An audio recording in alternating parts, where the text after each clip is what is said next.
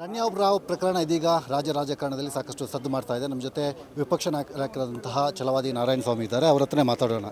Sir, ಬಹಳ ಮುಖ್ಯವಾಗಿ ರಣ್ಯಾರಾವ್ ಪ್ರಕರಣ ಸಾಕಷ್ಟು ಸದ್ದು ಮಾಡ್ತಾ ಇದೆ. ಇಲ್ಲಿ ರಾಜ್ಯ ಸರ್ಕಾರಕ್ಕೆ ಈ ಪ್ರಕರಣ ಸುತ್ತಿಕೊಳ್ಳುತ್ತಾ ತಾವೇನು ಹೇಳ್ತೀರಿ ವಿಪಕ್ಷದ ನಾಯಕರಾಗಿ? ಈ ಸದ್ದು ಮಾಡ್ತಾ ಇದೆಯಲ್ಲ, ಈ ಸದ್ದು ಕಾಂಗ್ರೆಸ್ ಸರ್ಕಾರವನ್ನು ಏನಾದರೂ ಎಫೆಕ್ಟ್ ಮಾಡಿದೆಯಾ?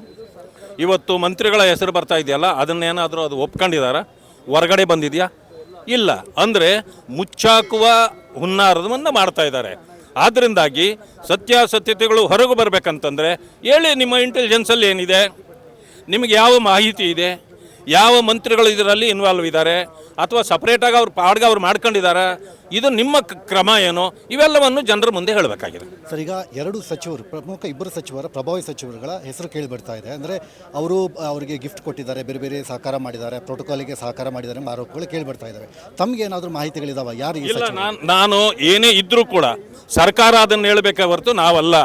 ಸರ್ಕಾರಕ್ಕೆ ಒಂದು ಸಂದರ್ಭ ಇದೆ, ಸಮಯ ಇದೆ. ಇದು ಅವ್ರು ಆಗಲೇ ಇಲ್ಲ, ಹೇಳಲೇ ಇಲ್ಲ ಅಂತಂದಾಗ ಆಮೇಲೆ ನಾವು ಮಾತಾಡಬೇಕಾಗ್ತದೆ.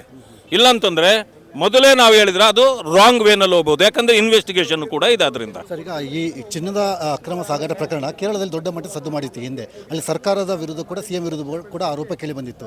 ಇಲ್ಲಿ ಕೆಲವು ರಣ್ಯಾರಾವ್ ಮದುವೆ ಸಮಾರಂಭ ಎನ್ನಲಾದಂಥ ಒಂದು ಫೋಟೋ ಸೋಷಿಯಲ್ ಮೀಡಿಯಾದಲ್ಲಿ ಹರಿದಾಡ್ತಾ ಇದೆ. ಕೆಲವು ಪ್ರಮುಖರ ಫೋಟೋಗಳು ಕೂಡ ಸೋಷಿಯಲ್ ಮೀಡಿಯಾದಲ್ಲಿ ಹರಿದಾಡ್ತದೆ. ಚರ್ಚೆಗೆ ಅವರು ಮದುವೆ ಅಟೆಂಡ್ ಮಾಡಿದರೆ ಅದಕ್ಕೆ ನಾನು ಏನು ಮಾತಾಡೋದಿಲ್ಲ. ಯಾಕೆಂತಂದರೆ ಯಾರು ಬೇಕಾದರೂ ಮದುವೆ ಕರೆದಾಗ ಅದು ಕಾರಣ ಇರಲ್ಲ, ಮದುವೆ ಅನ್ನೋ ಕಾರಣಕ್ಕೆ ಹೋಗಿರ್ತಾರೆ. ಆದರೆ ಅದ್ರ ಹಿಂದೆಯೂ ಕೂಡ ಸಂಬಂಧಗಳಿತ್ತ, ಅಥವಾ ಈ ಹಗರಣಗಳಲ್ಲಿ ಅವ್ರದ್ದು ಏನಾದರೂ ಕೈವಾಡ ಇತ್ತ, ಇದನ್ನು ಮಾತ್ರನೇ ನಾವು ಪ್ರಸ್ತಾಪ ಮಾಡ್ತೀವಿ. ಕೊನೆಯದಾಗಿ ಬಿಜೆಪಿ ಸಂಬಂಧಪಟ್ಟಂತೆ ಯಾವ ರೀತಿಯ ಹೋರಾಟ ಮುಂದುವರಿಸುತ್ತೆ? ನಮ್ಮ ಹೋರಾಟ ನೀವು ನೋಡ್ತಿದ್ದೀರಿ, ಇದು ನಡೆದಿರ್ತದೆ. ಇವರು ಏನೇನು ಈ ದುಂಡಾವರ್ತಿಗಳನ್ನು ಮಾಡ್ತಿದ್ದಾರೆ, ಖಜಾನೆಗೆ ಕನ್ನ ಹಾಕಿದ್ದಾರೆ, ಈ ಹಗರಣಗಳನ್ನು ಮಾಡ್ತಿದ್ದಾರೆ, ಇವೆಲ್ಲದರ ವಿರುದ್ಧ ನಮ್ಮದು ಇದ್ದೇ ಇರ್ತದೆ. ರಣ್ಯಾರಾವ್ ಪ್ರಕರಣ ಇದೀಗ ರಾಜಕಾರಣದಲ್ಲಿ ಸಾಕಷ್ಟು ಸದ್ದು ಮಾಡ್ತಾ ಇದೆ. ನಮ್ಮ ಜೊತೆ ವಿಪಕ್ಷ ನಾಯಕರಾದಂತಹ ಛಲವಾದಿ ನಾರಾಯಣಸ್ವಾಮಿ ಇದ್ದಾರೆ. ಅವರ ಹತ್ರನೇ ಮಾತಾಡೋಣ. ಸರ್, ಬಹಳ ಮುಖ್ಯವಾಗಿ ರಣ್ಯಾರಾವ್ ಪ್ರಕರಣ ಸಾಕಷ್ಟು ಸದ್ದು ಮಾಡ್ತಾ ಇದೆ. ಇಲ್ಲಿ ರಾಜ್ಯ ಸರ್ಕಾರಕ್ಕೆ ಈ ಪ್ರಕರಣ ಸುತ್ತಿಕೊಳ್ಳುತ್ತಾ ತಾವೇನು ಹೇಳ್ತೀರಿ ವಿಪಕ್ಷದ ನಾಯಕರಾಗಿ? ಈ ಸದ್ದು ಮಾಡ್ತಾ ಇದೆಯಲ್ಲ, ಈ ಸದ್ದು ಕಾಂಗ್ರೆಸ್ ಸರ್ಕಾರವನ್ನು ಏನಾದರೂ ಎಫೆಕ್ಟ್ ಮಾಡಿದೆಯಾ? ಇವತ್ತು ಮಂತ್ರಿಗಳ ಹೆಸರು ಬರ್ತಾ ಇದೆಯಲ್ಲ, ಅದನ್ನೇನಾದರೂ ಅದು ಒಪ್ಕೊಂಡಿದ್ದಾರಾ? ಹೊರಗಡೆ ಬಂದಿದೆಯಾ? ಇಲ್ಲ. ಅಂದರೆ ಮುಚ್ಚಾಕುವ ಹುನ್ನಾರವನ್ನು ಮಾಡ್ತಾ ಇದ್ದಾರೆ.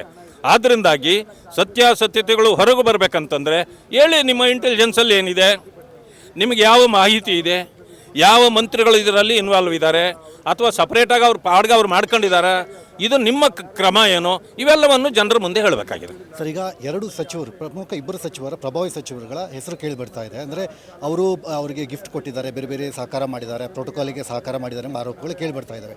ತಮಗೆ ಏನಾದರೂ ಮಾಹಿತಿಗಳಿದಾವೆ? ಯಾರು? ಇಲ್ಲ, ನಾನು ಏನೇ ಇದ್ರೂ ಕೂಡ ಸರ್ಕಾರ ಅದನ್ನು ಹೇಳಬೇಕೇ ಹೊರತು ನಾವಲ್ಲ. ಸರ್ಕಾರಕ್ಕೆ ಒಂದು ಸಂದರ್ಭ ಇದೆ, ಸಮಯ ಇದೆ. ಇದು ಅವ್ರು ಆಗಲೇ ಇಲ್ಲ, ಹೇಳಲೇ ಇಲ್ಲ ಅಂತಂದಾಗ ಆಮೇಲೆ ನಾವು ಮಾತಾಡಬೇಕಾಗ್ತದೆ.